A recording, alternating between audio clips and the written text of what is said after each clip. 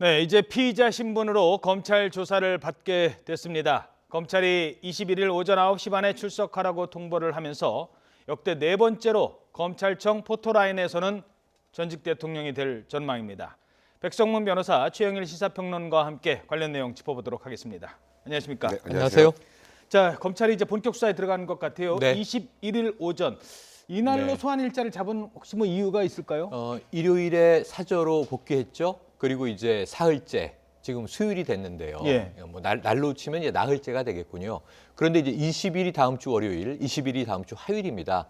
그러니까 한 사나흘의 시간을 주고 결국은 이제 이 사람의 일이기 때문에 청와대에서 계속 생활을 하다가 지금 이제 집으로 돌아와서 예. 주택으로 돌아와서 뭐 여러 가지 불편한 점들이 보도로 나오지 않았습니까? 보일러도 고치고 도배도 하고 또 가재 도구도 최순실 씨가 다 처분을 했다고 하죠. 예. 새로 들어가고 또 경호상의 문제, 지금 경호동 자체는 거의 불가능한 상황인데 어쨌든 경호와 경비는 이루어져야 되니까 또 청와대에서 대통령 시절에 수행하던 윤전추 행정관, 이영선 행정관도 합류해 있습니다. 예. 이런 상황에서 조금 이제 생활을 수습할 기일을 며칠 주고 이번 주말이 지나면 이제 청와대 퇴거한 지 일주일이 되잖아요. 예. 그럼 다음 주에는 이제 수사를 받아라.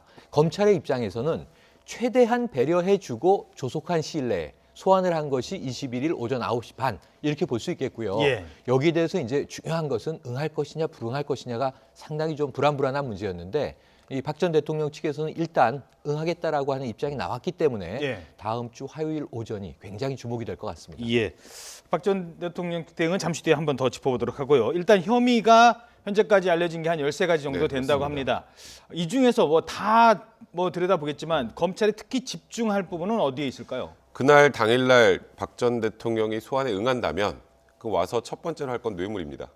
지금 박 전 대통령이 계속 지금까지 주장하고 있는 건 사익을 추구한 적이 없다라는 얘기를 계속 해왔죠. 예. 그런데 그 대답에도 불구하고 이재용 전 삼성전자 부회장, 이재용 부회장 같은 경우 지금 구속이 돼 있고요. 그리고 최순실 씨도 같이 지금 이 뇌물 혐의와 관련해서 공판 준비길이 한번 이미 열린 상황입니다. 그렇죠. 그러면 이 공판 준비길이 열렸으면 이게 이제 공판 과정이 진행이 됩니다. 그리고 특검 수사기관 내 기소한 부분은 3개월 안에 1심을 마쳐야 되거든요. 예. 근데 이게 진행이 되고 있는데 박 전 대통령에 대한 수사가 완료가 돼서 같이 기소가 돼야 같이 조사 그다음에 재판이 진행이 될 텐데 예. 현재 이 부분에 대한 조사가 이루어지지 않은 상황이기 때문에 어찌 보면 약간 엇박자가 나 있는 상황이에요. 어허. 그렇기 때문에 일단 첫 번째로는 그 뇌물죄 관련 수사가 가장 중요하게 뇌물죄. 작용을 할 것 같고요. 예, 그리고요? 두 번째로는 블랙리스트입니다. 아. 그러니까 지금 특검에서 기존 검찰 특수본에 조사하지 못했던 내용을 조사를 한 거죠. 예. 그래서 관련자들 김기춘 실장부터 조윤선 장관 그 밑에 기타 당시의 비서들까지 전부 지금 많이 구속 기소가 돼 있는 상황이거든요. 이건 역시 빨리 정리가 돼야 될 부분입니다. 그렇기 때문에 뭐 여러 가지 13가지 혐의가 있지만 일단 이 우선적으로 두 가지가 첫 번째 검찰 조사의 첫 타겟이 되지 않을까 개인적으로 생각을 합니다. 네. 그런데 이제 더 주목을 해봐야 될 건 21일 조사를 마치고 나섭니다. 예. 그때 검찰이 과연 박 전 대통령을 체포하고 구속영장을 청구하게 될지 그게 아직 내부적으로 좀 결정이 안 된 상황으로 보입니다. 그렇죠. 그러니까 쉽게 말해서 탄핵된 사유와 지금 네. 검찰 조사를 받는 사유는 다를 수 있는 네, 거고 그렇습니다. 검찰이 들여다보는 부분은 바로 이 뇌물과 직권남용죄일 네. 가능성이 크다. 네, 그렇습니다. 이렇게 보는 거죠.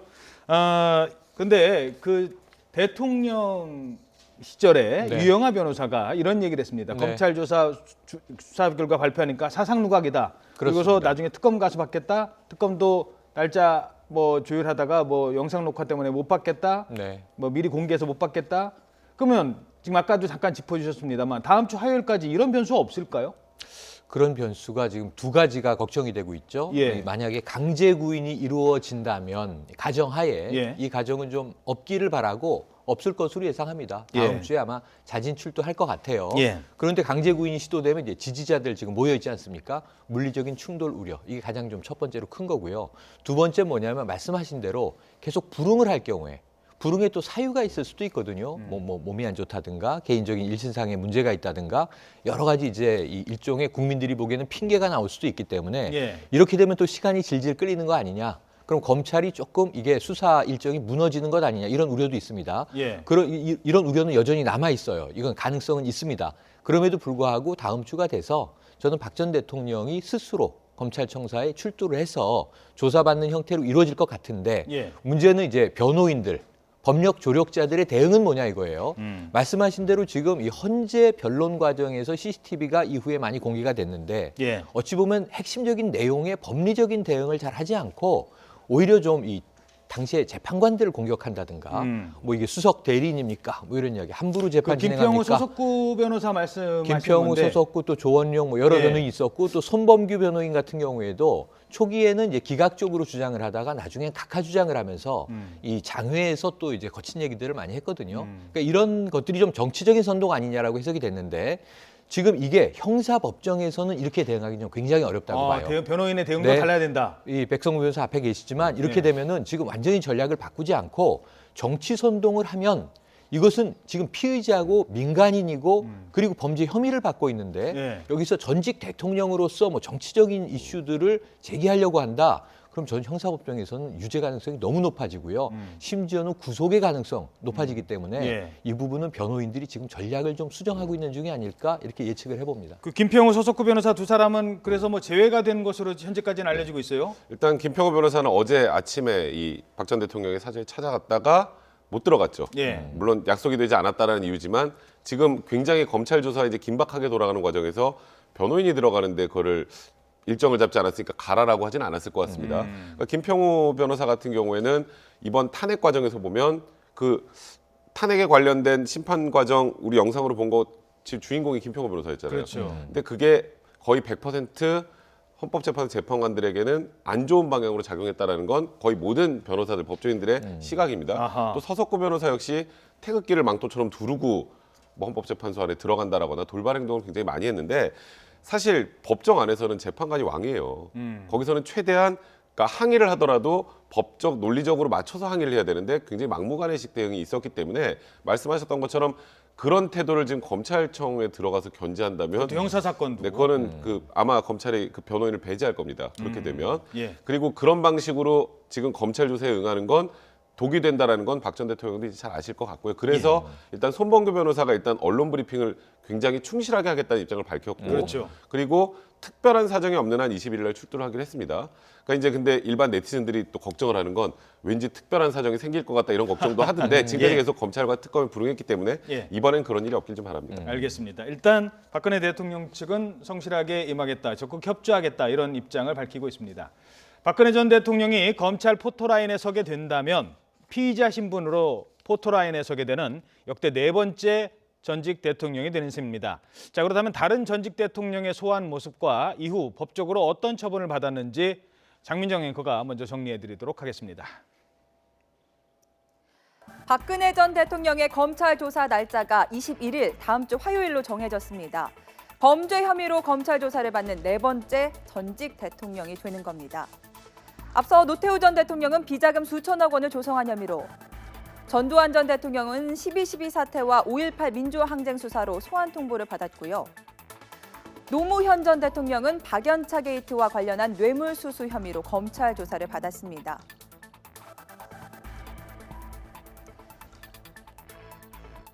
네, 검찰에 소환될 때 박 전 대통령이 포토라인에 설지도 관심인데요. 서울중앙지검 앞에는 벌써 취재진들이 이렇게 의자를 가져다 놓고 자리맡기 경쟁을 시작했습니다. 검찰 관계자는 과거 전직 대통령 사례를 참조해 박 전 대통령 소환 방식을 정하겠다고 했는데요. 전례를 살펴보면 노태우, 노무현 전 대통령은 검찰청 포토라인에 섰지만 전두환 전 대통령은 달랐습니다. 노태우 전 대통령은 서울 서초동 대검찰청에 자진 출석해 17시간에 걸친 조사를 받은 뒤 구속됐죠. 여러분들 가슴에 안고 있는 불신 그리고 갈등 이 모두 내가 안고 가겠습니다. 노무현 전 대통령이 검찰 출석을 위해 경남 봉하마을에서 버스를 타고 상경하는 모습은 TV로 생중계됐습니다. 착잡한 표정에 노 전 대통령은 짧은 소회를 남겼습니다. 국민 여러분께 면목이 없습니다. 하지만 노 전 대통령의 서거로 검찰 수사는 공소권 없음으로 끝났습니다. 전두환 전 대통령은 서울 연희동 자택 앞 골목에서 검찰을 비난하는 성명을 발표하고 소환에 응하지 않았죠. 이러한 검찰의 태도는 더 이상의 진상규명을 위한 것이라기보다는 다분히 현 정국의 정치적 필요에 따른 것이라고 보아 저는 검찰의 소환 요구 및 여타의 어떠한 조치에도 협조하지 않을 생각입니다. 이후 고향 경남 합천으로 내려갔다 이튿날 강제 연행돼 구치소에서 조사를 받는 신세가 됐습니다. 현직 대통령 자리에 있을 때에는 검찰 조사, 특검 조사 모두 거부했던 박 전 대통령. 민간인 신분으로 불소추 특권이 사라진 지금 어떻게 대응할지도 관심입니다. 자, 그래서 혹시라도 네. 뭐 검찰 소환을 앞둔 그날 또는 네. 그 전이라도 뭐 전두환 전 대통령처럼 삼성동에서 골목 성명, 네. 뭐 그때 연희동이었지만 네. 뭐 이런 거를 할까요? 지금 어떻게 전망하십니까? 아무 지금 메시지도 없을까요? 저는 이 메시지는 이게 뭐 포토라인에 만약에 서게 되거나 자택에서 나오면서 언론들과 맞닥뜨리게 되면 한두 마디 나올 수 있겠죠. 그런데 제가 생각할 때는 성실하게 이 검찰 조사에 응하겠다, 임하겠다 이런 정도 메시지가 아니고 정치적인 메시지가 나올 가능성은 여느 때보다 낮다고 봅니다. 예. 한번 생각을 해보시면요. 노태우 대통령 비자금 수사 대통령 퇴임하고 2년 후에 이루어진 거예요. 95년. 예. 전두환 전 대통령은 퇴임 후에 무려 7년 후에 이루어진 겁니다. 그렇죠. 그래서 지금 보면 굉장히 좀 화가 나서 지금 이 끝난 수사 끝난 사건을 가지고 또 이렇게 하느냐라고 항의하고 거의 뭐 고향으로 일방적으로 내려가 버렸는데 다음 날 구속영장으로 잡혀왔어요. 그렇죠. 그러니까 더 불미스러운 장면이 연출된 걸 역사적으로 우리가 보고 있고 이 노무현 전 대통령의 경우에는 퇴임 다음 해에 이렇게 이제 이 검찰이 불려간 거죠. 지금 현재 생각을 해보시면 박근혜 전 대통령은 그야말로 퇴임 며칠 후인데 임기를 정상적으로 마친 것이 아니라 파면된 상태입니다. 그렇죠. 그러니까 여기서 지금 포토라인에 서지 않는다? 국민들에게 죄송하다고 머리 숙이지 않는다? 성실히 조사에 임하지 않는다? 그럼 어떻게 할 수 있나요? 또 예를 들면 전두환 전 대통령 고향으로라도 내려갔지만 예. 박근혜 전 대통령 어디로 가겠습니까? 대구로 가겠습니까? 충북 옥천, 뭐 모친의 고향으로 가겠습니까? 아직 지금 사전은 삼성동이란 말이에요. 그러니까 이런 상황에서는 뭔가 좀 항의의 제스처를 취할 가능성은 낮고 오히려 청와대에 있을 때와 청와대를 나와서는 완전히 상황이 다르기 때문에 몸을 좀 낮출 가능성이 높은데 예. 걱정하는 것은 지지층의 반응, 지지자들의 반응이 예. 너무 격하지 않았으면 좋겠다 하는 것이 좀 우려되는 그 대목입니다. 우리가 지금까지 들었던 박근혜 전 대통령의 검찰 또는 특검 수사에 대한 입장은 엮어도 너무 엮었다. 네, 맞습니다. 이런 거 외에는 아직 들은 게 없거든요. 맞습니다. 그러니까 그것과는 다른 입장을 좀 보여줄 건지 어떻게 보십니까? 저는 최영일 평론가하고 생각이 좀 많이 다릅니다. 예. 그러니까 지금 박근혜 전 대통령이 지금까지 쭉 취했던 스탠스를 보면 뭐 본인의 입으로 직접 말한 건 뭐 엮어도 너무 엮었다라는 것 정도였지만 변호사들을 통해서 유영하 변호사는 사상 누각이라는 표현도 썼었고요. 검찰 수사가. 그리고 그 이후에도 계속 무언가 나와 반대되는 세력이 음모를 꾸며서 내가 이렇게까지 왔다라는 지금 생각을 계속 하고 계신단 말이에요. 예. 지금까지 나오는 메시지로는. 그러면 이 마지막 사저에 들어왔을 때도 메시지도 진실은 천천히 다 밝혀 나갈 것이다라는 취지의 얘기를 했단 말이에요. 그러니까 지금 무언가 이 모든 상황은 진실이 아니다라는 입장입니다. 그래서 박 전 대통령 입장에서는 이후에 정치적으로라도 어느 정도의 부활을 꿈꾸는 것 같다라는 그런 예. 느낌을 분명히 주고 있고요. 예. 그렇다면 정치적 탄압 이미지를 어느 정도는 강조할 가능성이 있습니다. 그래서 포털라인에서 얘기를 하건 아니면 사저에서 출발할 때 얘기를 하건 그런 부분의 메시지가 본인의 입이건 아니면 변호인의 입이건 그걸 통해서 나올 가능성이 많은데 그래서 이제 그런 메시지를 내놓을 때 이제 고민은 검찰입니다. 이제 조사를 10시간 이상 강도 높은 조사를 받을 가능성이 굉장히 높은데 예. 그리고 사저로 돌려보낼지 아니면 과거 노태우 전 대통령처럼 거기에서 바로 구속영장 청구를 하고 체포를 할지 이제 그 부분이 체포를 하지 않으면 국민들한테 또 어떤 이미지가 그 불러일으키게 되냐면 그러면 지금 혐의가 입증이 안 된 건가라는 그런 또 그 이미지로 그걸 바로 보일 수 있기 질문 드리죠. 때문에. 자, 네. 그러면 조사를 했어요. 보통의 피의자들은 조사를 하면 네. 바로 이제 구속영장을 치는 게 어떻게 보면은 뭐 대부분 공식이잖아요. 네, 뭐 안 하는 경우도 있지만 조사해 봤더니 없더라. 근데 지금 사안으로서는 조사해놓고 영장 청구 안 한다. 이것도 검찰로서는 좀 부담될 것 같아요. 사실 이재용 부회장에 대한 조사, 최순실에 대한 조사, 기타 여러 가지 수사를 통해서 박근혜 전 대통령의 대면 조사를 제외하고는 사실상 증거가 갖춰져 있는 상태입니다. 예. 그러니까 이게 진실이냐 아니냐의 문제일 뿐이죠. 그러면 검찰 입장에서 열 몇 시간 정도 조사를 하면 구속을 만약에 안 한다고 가정을 한번 해보죠. 그러면 이재용 부회장은 뭔가요? 뇌물을 준, 그러니까 쉽게 말해서 받은 사람보다 죄질이 현저히 떨어지는 사람도 지금 구속영장이 청구가 돼서 구속이 돼서 지금 재판을 받고 있는 중인데 예. 전직 대통령이라는 이유만으로 만약에 구속영장을 청구하지 않는다라면 국민들이 바라볼 때 법적 형평성에 좀 반하지 않을까라는 그런 걱정도 분명히 하고 있는 것 같고요. 또 하나는 그래도 어쨌건 막 지금 파면이 된 전직 대통령을 구속까지 한다는 게 너무 또 정치 보복 같은 메시지를 줄 수 있지 않을까. 이 부분을 가지고 지금 검찰이 고민하고 있는 것 같습니다. 그 고민이요. 좀 네. 더 고민해 보도록 하죠. 자, 그렇다면 영장을 청구했어요. 그러면 이제 법원에서 구속 여부를 판단하지 않겠습니까? 네. 영장 전담 판사가 이건 이재용 구속 여부를 다루는 것과는 다른 얘기거든요. 그렇습니다. 자, 대선을 앞두고 있는 중요하고 민감한 시점인데 네. 영장을 청구를 했는데 만약에 기각이 됐다? 그럼 검찰 수사가 너무 심한 것 아니냐? 지금 아마 삼성동에 몰려 있는 분들 다 검찰로 갈 수도 있는 거고요. 네. 그렇다고 또 구속이 됐다? 이것도 정치적으로 상당한 파급 효과가 있을 것 같습니다. 네. 영향력이. 그거 어떻게 보세요? 구속이 안 되면 어떨까요? 구속이 안 되면 저는 촛불광장의 집회가 또 보입니다. 왜냐하면 이미 촛불 집회 때 이 박근혜 대통령 구속은 그 후 계속 나왔던 얘기예요. 예. 퇴진도 나왔지만 이후에 이제 이재용 부회장 구속되고 그러면서 계속 여러 가지 죄들이 이제 드러나고 특검이 그것을 하나하나 이제 구속하고 이제 마지막에 기소까지 된 상태에서 그 모든 일들의 정점에 대통령이 있기 때문에 헌재의 결정을 보면 이 뭐 특검의 뇌물죄를 직접 인용하진 않았지만 예. 여러 가지 정황이 있어서 파면을 선고했단 말이에요. 죄가 없으면 파면이 안 됐을 거 아니에요. 헌재 예. 결정이. 근데 그걸 형사적으로 다루는 상황에서 여기서 검찰이나 혹은 법원이 굉장히 이 전관예우를 한다. 이건 굉장히 심각한 역풍을 더 불러일으킬 수 있고 예. 아까 말씀하셨지만 정치 보복 아니냐. 그러니까 김진태 의원 같은 분이 차기 정부가 이게 구성된 이후에 이거 수사해야 한다. 수사 미뤄야 한다. 그때 하면 정치 보복이라고 이야기할 겁니다. 네. 지금은 누가 지금 이 대통령 역할을 관장하죠? 황교안 권한대행이잖아요. 예. 지금은 누가 정치 보복을 한단 말입니까? 검찰이나 법원이 대통령 전직 대통령에게 정치 보복을 한단 말입니까? 그래서 검찰과 법원은 제가 보기에는 이 오히려 조기 대선과 상관없이 빠르게 수사하고 빠르게 기소하고 빠르게 재판을 시작하지 않겠는가 하는 게 제 관측입니다. 알겠습니다. 예.